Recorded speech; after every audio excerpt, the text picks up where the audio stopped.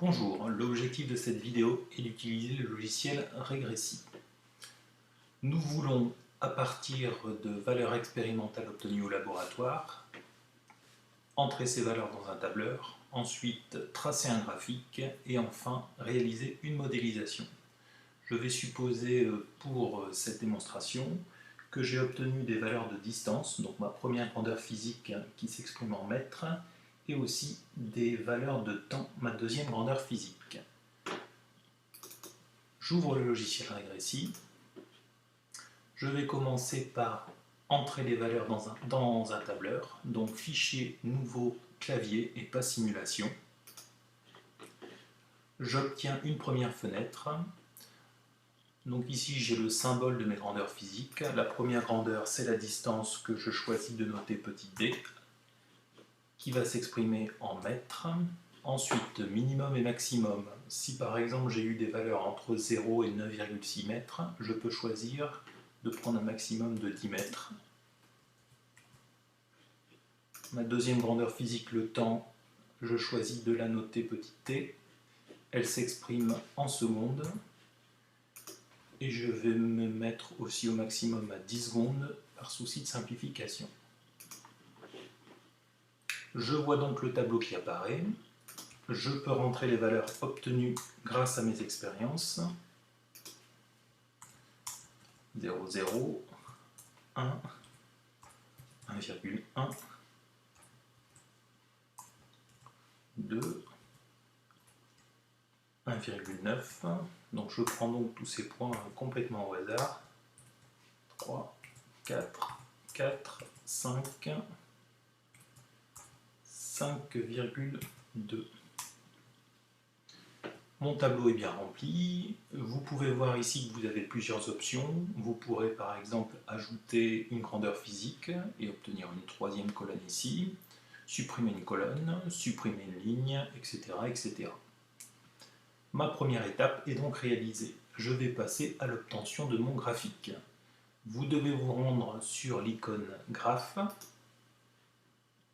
Dès que vous avez cliqué, le graphe apparaît.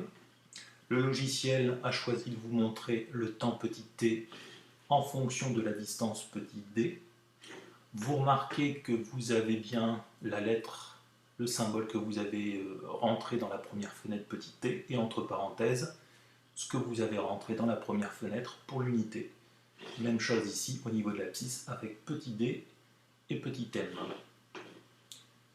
Au niveau de l'icône coordonnées, vous allez choisir l'ordonnée et l'abscisse. Si vous voulez par exemple la distance en fonction du temps, la distance doit être en ordonnée et le temps en fonction de en abscisse. Vous avez bien comme type de point des croix, donc c'est important de prendre ça pour avoir l'intersection entre l'abscisse et l'ordonnée. La taille, vous la choisissez comme vous voulez et la couleur, même chose. J'ai bien la distance en fonction du temps. Vous remarquez ici que vous avez une zone blanche, c'est-à-dire que le graphique n'est pas bien proportionné. Donc pour remettre tout ça avec une échelle correcte, vous allez cliquer sur l'icône échelle. Donc maintenant le graphique occupe bien toute la place. On va ensuite passer à la troisième étape, la modélisation. Donc la modélisation, vous la trouvez sur la gauche. Quand vous avez cliqué, vous allez choisir le modèle, donc modélisation graphique.